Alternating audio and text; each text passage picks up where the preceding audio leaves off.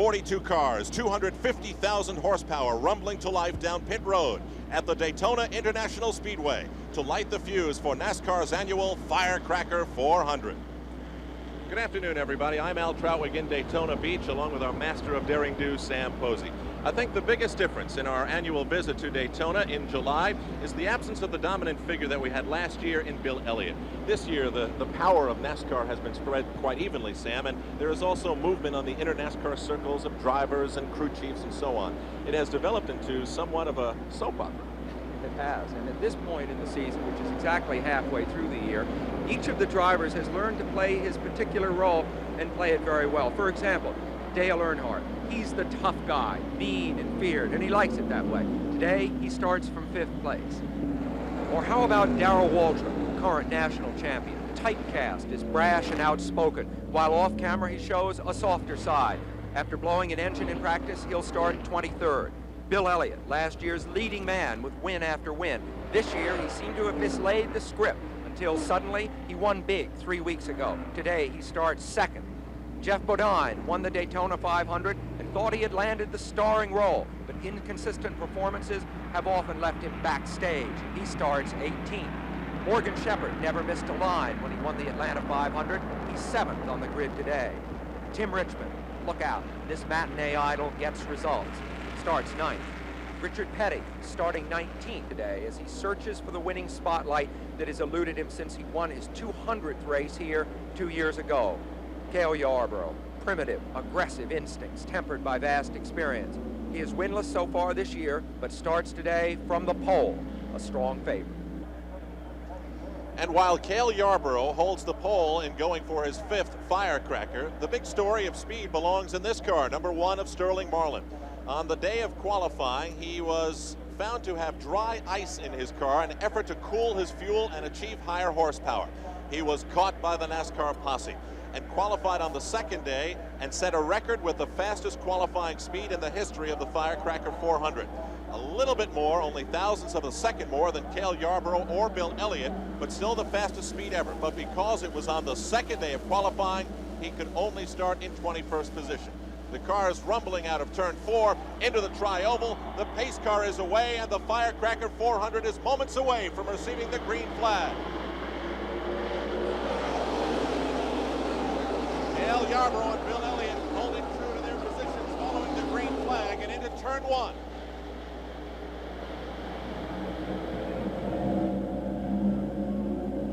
Still side by side, Elliott inching in front.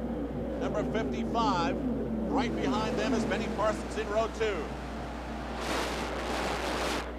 Of the leaders right now, Yarborough and Baker have won this race in the past. Parsons and Elliott have not.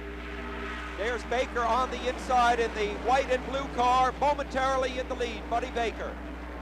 Buddy Baker on the inside.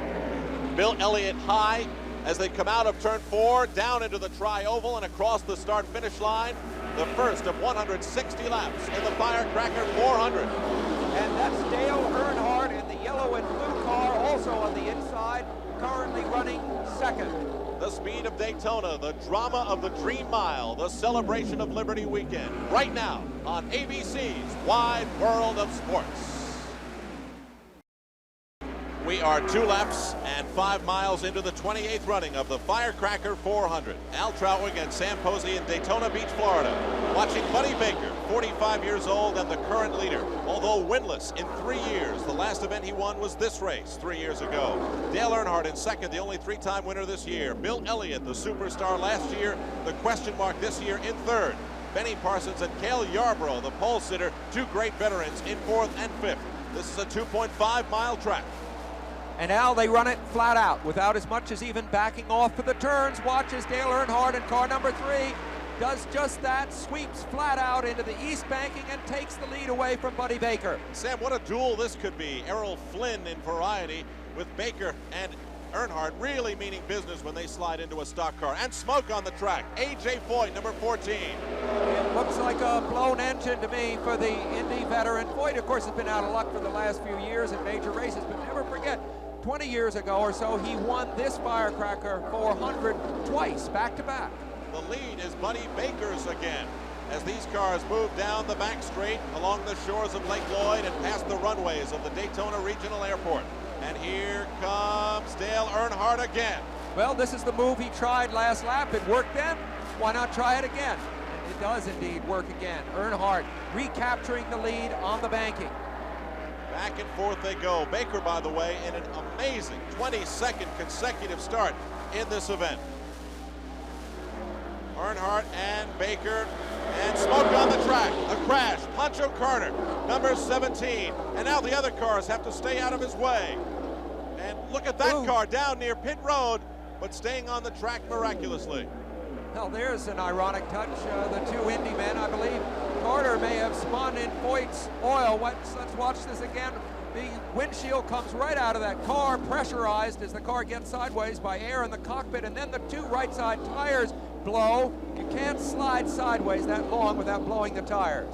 Only 4 laps into the race, the yellow caution flag is out. It certainly could have been a lot worse.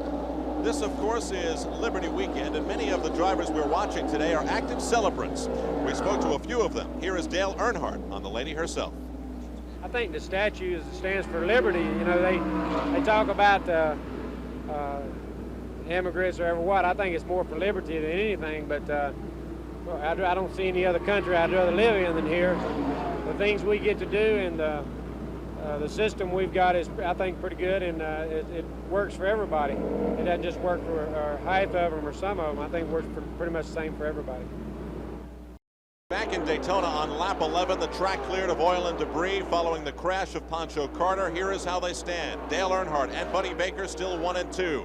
Benny Parsons, Tim Richmond now in the top 5, and Bill Elliott, number 5, as green waves again at Daytona in front of the Fireball Roberts Grandstand, named for the very first winner of this event back in 1959, when Daytona became the leader in superspeedway racing and first entered the scene. Earnhardt, the leader. He has been painted a little bit of a bad guy by members of the press, and we asked him why, perhaps. I'm tough to beat. I race hard, and I got a good race team. We work hard, we're positive, and we just go out and race hard. And if a lot of people don't like it because we're competitive, and you know, sometimes they holler we run too hard, but it's just really aggressive running and competitive racing. We go out and do our best, give it 110% plus. Earnhardt's certainly not the type of driver who allows you to cut in line when you're waiting to pay the toll at a toll booth. Dale Earnhardt now, and Tim Richmond has moved into second place, car number 25, around the steep 31-degree banking. Pancho Carter, incidentally, all right, and back in the race, actually, with a fresh set of tires. 42 cars beginning, as only one car has dropped out officially, and that was A.J. Foyt, although there were many cars who had problems following the Pancho Carter crash. Among them, Greg Sachs, the defending champion of the Firecracker 400.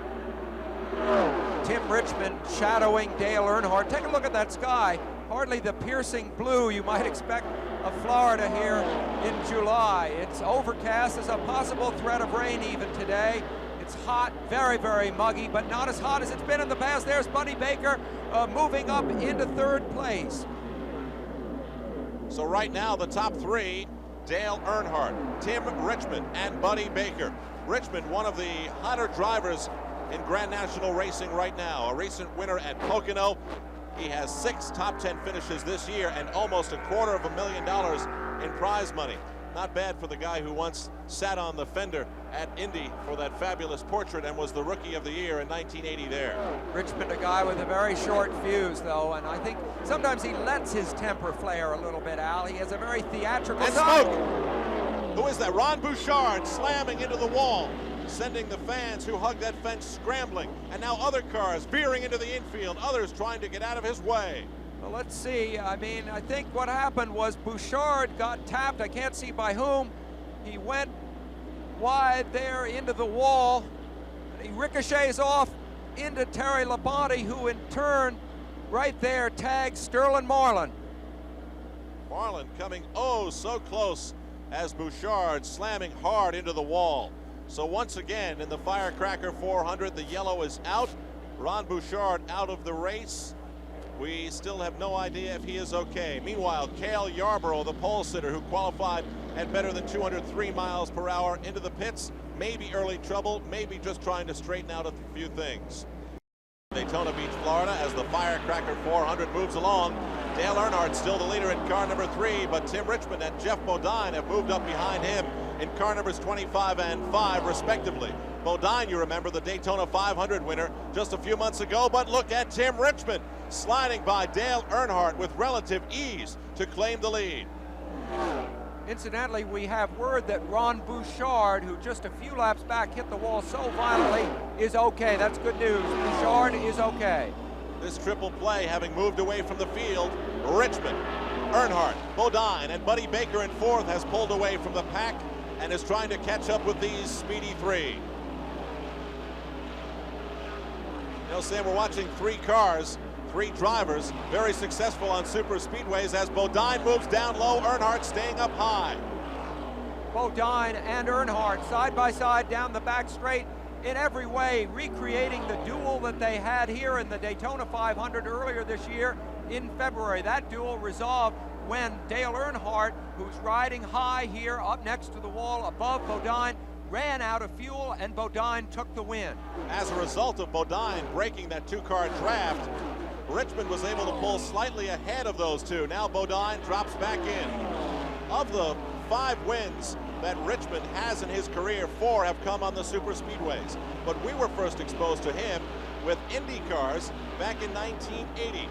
After that, Richmond decided to break away from IndyCar racing and move to the Grand National scene, where he has had relative success. We asked Tim Richmond if he regretted, ever felt bad that he stepped away from IndyCar racing and moved to race against the good old boys. I've always regretted not really whipping them guys in the IndyCar ranks. You know, I really wanted to beat them and beat them good, like I do here and like any other race car driver would want to do. But I left there prior to really, you know, making a big mark in IndyCar racing, and I'm sorry about that. But I'm not sorry about coming here to the Winston Cup Series. This is where my style, my desire as a race car driver, I think lies more than any other form of racing, because of the close, in-tight length of the race. All 3 of the top 3 drivers right now are in their 30s, as we have so many elder statesmen also in the field. And Dale Earnhardt reclaims the lead, pushing number 25 Richmond back into 2nd and Jeff Bodine back into 3rd. Bodine, by the way, in returning to Daytona following his Daytona 500 victory, was finally given his beautiful gold championship ring, which he showed to Sam Posey and I so proudly yesterday. No one able to hold on to the lead for very long in Daytona today. It is Earnhardt, Richmond, Bodine, Baker, and Marlin. We'll be back. Things remaining pretty much the same in the 28th edition of the Firecracker 400. Dale Earnhardt still the leader, but here is Jeff Bodine in car number 5, taking 2nd place away from car number 25, Tim Richmond. Bill Elliott now on pit road. He started in the front row with Cale Yarborough. Looks as though under green. He hates to make that stop under the green, but I think he's okay. Now look at Bodine catch up on Dale Earnhardt and passing him with ease. Jeff Bodine now the leader. Earnhardt, car number 3, dropping to 2nd. Tim Richmond still holding 3rd, and Buddy Baker not too far behind. Bodine, incidentally, relatively small physically. He's 5'9", weighs about 155 pounds. He brought power steering into the world of NASCAR racing to make the cars a little bit easier to steer, and he also brought cool suits and cool hats to keep the drivers cooler. He's not a sissy by any means. He just knows he's smaller than most of the other guys and wants to be able to get through the race in good shape. Here's Richard Petty, who's a couple of laps back. He's having a little trouble with one of the cylinders of his engine. You see him wearing that towel there in his mouth. That's a damp cloth, and it keeps his lips moist. Funny that he doesn't wear gloves, don't you think, Al? I mean, given the risk of fire, I know it's smaller than it used to be before the fuel cells came along, but boy, if it was me, I'd have my gloves on. Meanwhile, Buddy Baker is right there. It's now a 4-car battle, but look at Jeff Bodine, now maybe 5 car lengths in front of Dale Earnhardt. But in the backstretch, Earnhardt closes that gap a little bit, pulling away from Tim Richmond. Incidentally, the cars of both Richmond and Bodine are owned by Rick Hendrick, a young man in his late 30s, an entrepreneur who's making racing quite an exciting business these days, mixing it with car dealerships, much in the tradition of Roger Penske, the IndyCar owner. Some dark clouds right now mixed with sunshine as you see that baking the asphalt. Right now it is Jeff Bodine, Dale Earnhardt, Tim Richmond, and Buddy Baker. The yellow flag has just come out. Caution at Daytona. We had a chance to ask leader Jeff Bodine about Liberty Weekend, and that brought out a very special story about him and his father. Well, I'm very patriotic. I love this country. Luckily, I guess, haven't had to fight for this country, fight for our freedom, but my father did. He got wounded in World War II, but he survived, and I'm very thankful for that. And he was looking through, I think it was Reader's Digest. They're showing some pictures of soldiers coming into the port with a statue behind him. He picked himself out of that photo. And I think that maybe means something. It meant something to me. Neat story. Meanwhile, under yellow, it looks like feeding time as pit road becomes a zoo. That should change the leaderboard in Daytona. A crowd of about 80,000 at the Daytona International Speedway, watching quite a battle between Jeff Bodine, Buddy Baker, and Dale Earnhardt. 1, 2, 3. Sterling Marlin moving all the way up from 21st spot, the fastest qualifier right behind them, and look at Buddy Baker moving by, or trying to move by, Jeff Bodine. And now a tightly packed bunch down the back straight. I thought it was going to be 3 cars abreast for a second, but no, because they're coming up to lap another car. And look, Baker, by making his move just when he did, forced Bodine and Earnhardt both to have to back off for a split second. That is a wily move by great veteran Buddy Baker. You know, I think if there's any weakness in the Baker situation, it's that he doesn't have a crew chief of the experience of some of the other teams. He really knows more about how to race these races than his crew does, and so Buddy at the wheel is having to make some of the critical strategic decisions himself. That's tough. Baker starting in row 2 behind Yarborough and Elliott, who have been having their problems today and now showing some strength, pulling away from Bodine and Earnhardt. And now Dale Earnhardt moving on by Jeff Bodine to claim second place again. Well, Sam, I said it earlier, but it's so true. No one's able to hold on to a position for very long up near the front of this pack. An enduring myth in NASCAR racing is that these stock cars, as they are known, are the same Buicks and Fords and Chevys that you can buy in the showroom, just tuned up a bit. But in reality, these cars have chassis built specifically for racing and engines which are only the block itself is stock. The bodies resemble stock machines, if you don't count the spoilers and so forth, but just don't try to buy one of these things in the showroom because you can't do it. More slow traffic being passed by Buddy Baker, moving by a jetliner on the runway of the airport down the back straight. Dale Earnhardt at one time trailing by 6 car lengths, and now a spin. A spin, Rick Wilson in car number 4, quickly able to hold it and prevent serious damage. So the yellow flag out again under threatening skies. Now we're thinking about rain, and that could be a problem. We will complete our coverage of the Firecracker 400 a little bit later. The 28th running of the Firecracker 400 at the Super Speedway in Daytona continues. We had the threat of rain earlier, and the rain did come. But now, with some yellow caution flags and a couple of green pit stops by Jeff Bodine and Dale Earnhardt earlier involved in the lead, things have changed dramatically. Sterling Marlin in car number 1 is the leader. Behind him right now there, car number 22, Bobby Allison, like Buddy Baker, in his 22nd consecutive start in the Firecracker 400. After Allison, it is Cale Yarborough putting on a tremendous charge. Buddy Baker at 88 in 4th. There's Yarborough, there's Baker, and right behind Baker is car number 25, Tim Richmond. We have what almost amounts to a senior citizen sandwich. Marlin is 29, Richmond is 31. The 3 cars between them, Allison at 49, Yarborough at 46, and Baker at 45. And Marlin at this point last year, there comes Bobby Allison trying him on the inside. Marlin didn't even have a full-time job at this stage in the season last year. He was selling real estate. They are side by side, even though there's enough air between them to drive a couple of cars through. Now, of course, they are door handle to door handle in that east banking, with Bobby Allison edging ahead. Al, you painted a very accurate picture, I think, of the youth versus experience that we're seeing in the battle here for the lead. Bobby Allison, obviously the experienced one. Sterling Marlin, the youthful one. What does it really mean at this stage of the race? Maybe not so much where they're just exchanging position here. Where it will really start to count as we get toward the last stages of the race. That's when you need the experience. You know, the older drivers are waiting longer and longer for victories. Bobby Allison didn't win for 2 years until a recent win at Talladega. We know that Richard Petty's been waiting. We know that Cale Yarborough's been waiting. We know that Buddy Baker's been waiting. And there goes Sterling Marlin, putting his car number 1 back in the front position over Bobby Allison. Yarborough still remaining in 3rd, Baker in 4th. They prepare to enter, and now Bobby Allison looks as though he's sliding down onto pit road, where Dr. Jerry Punch of the Motor Racing Network is waiting. He is our pit reporter today. Let's go down to Jerry.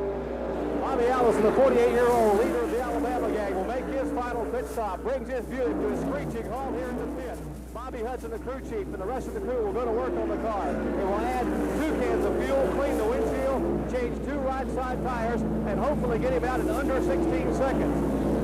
Allison's car is still in the pits. They're cleaning the windshield. Down off the jack. He's down on the way. 15 and 9 pit seconds. The excess fuel spraying from the 22-gallon tank of Bobby Allison. He roars by Cale Yarborough and back onto the track. The lead, though, and a spin.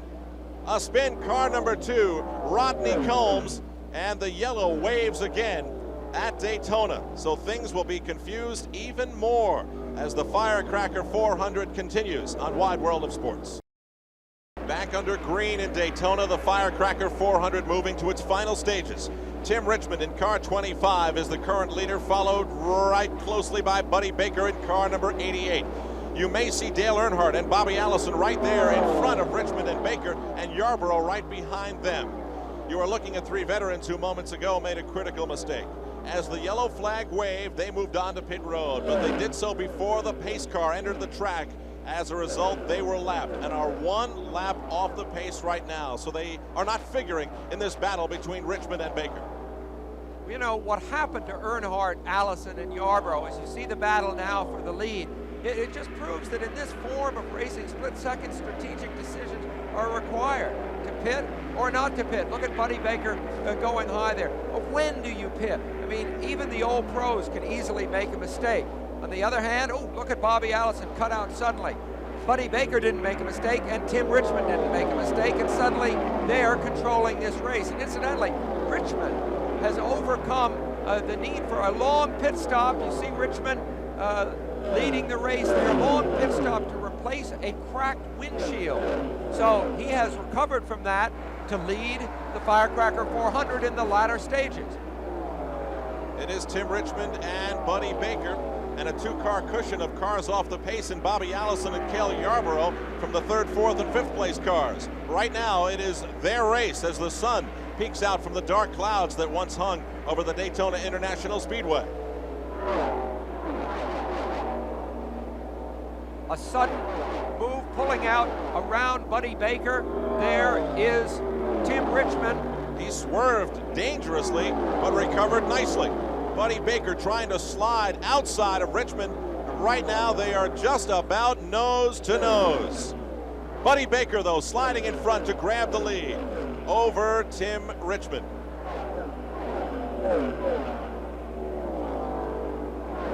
Buddy Baker, who hasn't won since the Firecracker 3 years ago. Richmond, a hot driver this year, a win at Pocono, 6 top 10 finishes. Buddy Baker, one of those older drivers who has had to wait a long time between wins, and Richmond, who has been so much in the limelight. And by the way, when we forced Tim Richmond to think about Liberty Weekend, he reflected on America as only he can. Well, you know, there's a lot of problems, and, you know, I haven't been a lot of other places in the world, but I'm just glad to be alive, first of all. And second of all, I'm glad to be an American.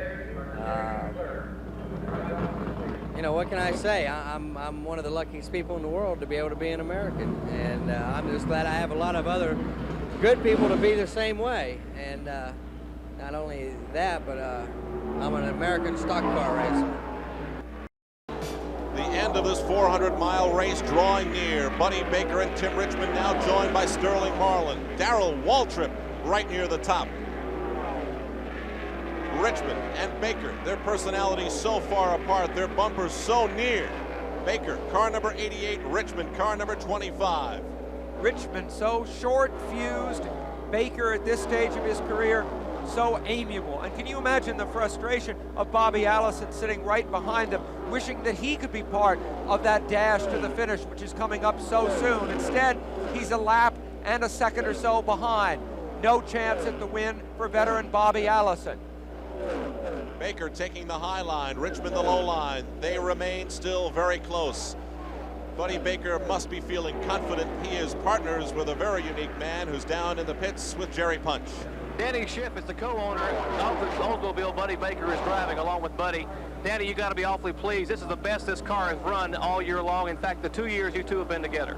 Well, we just opened our new engine shop about 4 weeks ago, and this is the first real good engine out of it. Michigan was our actually first one. This is our second one, and we feel real strong about it. Buddy hasn't won in 3 years. His last win came right here in this race, 1983. I know he must be awfully excited talking to you on the radio. He must think he may have a shot at winning. I think we have the best car on the track right now. It's difficult to argue with Mr. Schiff, Sam. It certainly is. Buddy Baker, really, I think, a surprise in some ways, despite his fine showing just a couple of weeks ago in Michigan. See him running that extremely high line. That is the line that Richard Petty used to use so effectively, running right up next to the wall, and today Buddy Baker is making it work right now. Baker with Richmond still, and smoke right in front of the leaders.